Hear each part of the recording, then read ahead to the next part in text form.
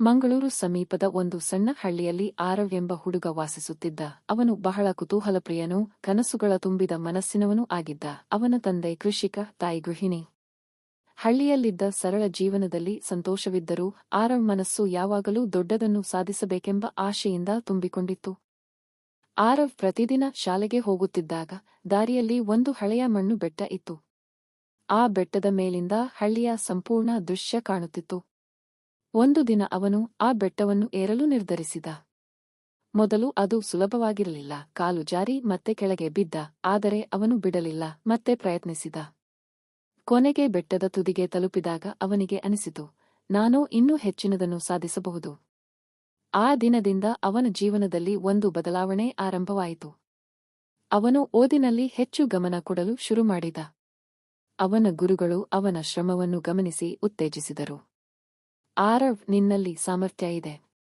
ನೀನು ದೊಡ್ಡವನಾಗಬಹುದು ಎಂದು ಶಿಕ್ಷಕ ಶ್ರೀನಿವಾಸ್ ಹೇಳಿದಾಗ ಆರವ್ ಮನಸ್ಸಿನಲ್ಲಿ ಹೊಸ ಆಶೆಗಳು ಮೂಡಿದವು. ಆದರೆ ಜೀವನ ಎಲ್ಲ ಕಾಲವೂ ಸರಳವಾಗಿರಲಿಲ್ಲ. ಒಂದು ವರ್ಷ ಮಳೆ ಕಡಿಮೆಯಾಗಿದ್ದು ಕೃಷಿ ವಿಫಲವಾಯಿತು. ಅವರ ಮನೆಯ ಪರಿಸ್ಥಿತಿ ಕಷ್ಟಕರವಾಯಿತು.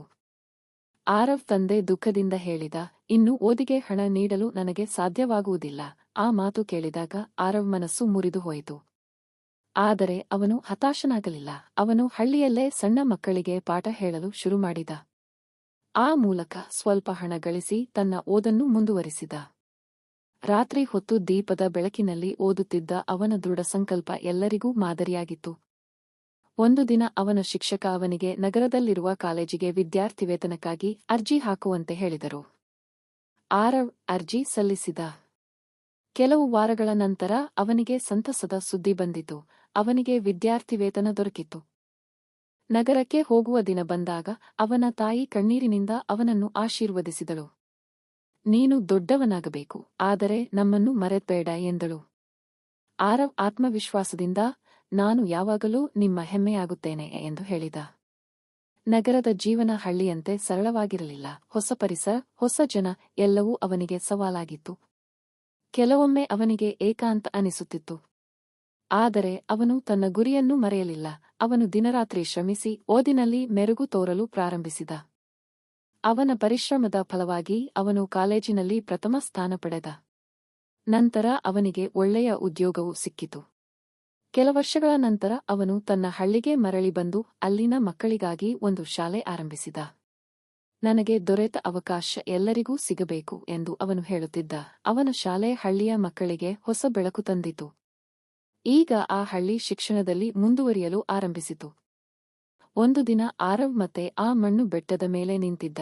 ಅವನು ಹಿಂದೆ ನೋಡಿದಾಗ ತನ್ನ ಹಳೆಯ ದಿನಗಳು ನೆನಪಿಗೆ ಬಂದವು. ಈ ಬೆಟ್ಟ ನನ್ನ ಮೊದಲ ಪಾರ. ಜೀವನದಲ್ಲೂ ಇದೇ ರೀತಿಯ ಮೆಟ್ಟಿಲುಗಳು ಇರುತ್ತವೆ.